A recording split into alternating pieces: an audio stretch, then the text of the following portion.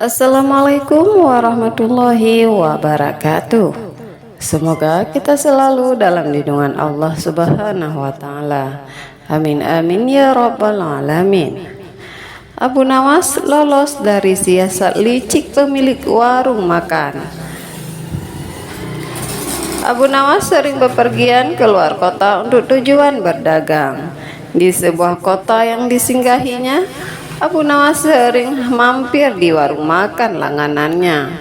Suatu ketika Abu Nawas baru saja tiba di kota itu dan seperti biasanya mampir di warung makan langganannya itu. Aku pesan 1 ayam dan 2 butir telur, tapi bayarnya kalau dagangannya saya terjual habis. Boleh tidak? Tanya Abu Nawas. Silakan Abu Nawas, kamu kan langganan di warung kami. Tentu saja boleh, jawab pemilik warung. Ketika selesai makan, Abu Nawas pun pergi untuk menjual dagangannya. Setelah 3 bulan berlalu, dagangan Abu Nawas terjual habis. Kemudian ia mendatangi lagi warung makan langganannya tersebut. Bagaimana Abu Nawas? Apakah dagangannya laris? Tanya pemilik warung. Alhamdulillah kawan, daganganku laku semuanya. Oh iya kawan, aku pesan makanan seperti dulu, 1 porsi ayam dan 2 butir telur, ucap Abu Nawas. Baik Abu Nawas, kami akan langsung menyajikannya, ucap pemilik warung. Setelah selesai makan, Abu Nawas pun berkata, aku minta total tagihannya. Jangan lupa ya, digabung dengan tagihan 3 bulan lalu, katanya. Si pemilik warung segera menghitung totalnya dan memberikan secari kertas. Ini semua total tagihannya Abu Nawas, cukup 200 dirham saja, kata si pemilik warung. Apa 200 dirham? Hanya untuk 2 porsi ayam dan 4 butir telur kau bilang cukup 200 dirham? Kau mau memerasku ya? Tanya Abu Nawas emosi. Sabar dulu Abu Nawas, jangan emosi begitu. Harga ini sudah cukup murah. Coba kau pikir, ayam yang kau makan sejak 3 bulan lalu, apabila setiap harinya dia bertelur maka tentu akan menghasilkan ayam-ayam yang banyak.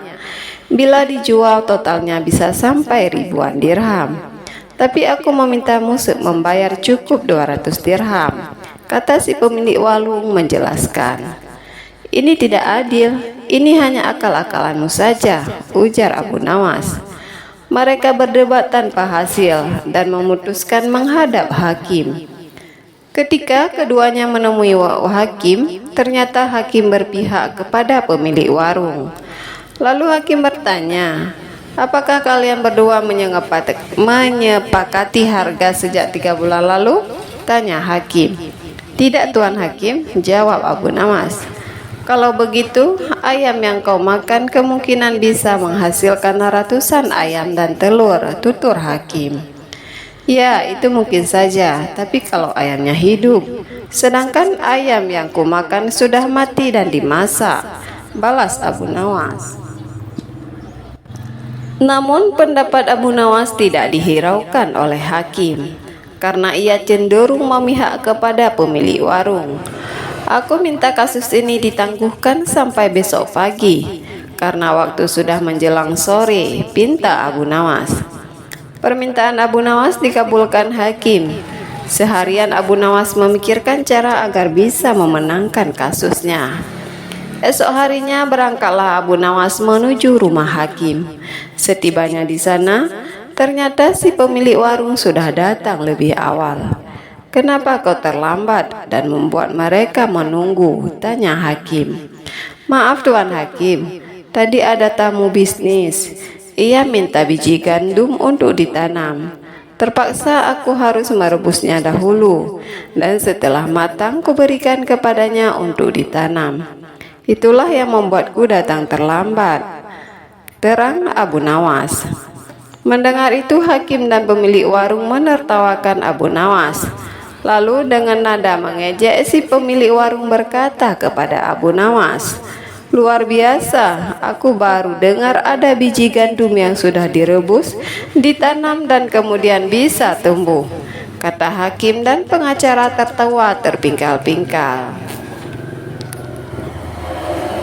Setelah tawa mereka mereda, Abu Nawas berkata, "Itu memang aneh. Tapi kenapa kalian tidak tertawa ketika ada ayam yang sudah dimasak, dapat bertelur dan berkembang biak lalu dipatok harga sebesar 200 dirham?"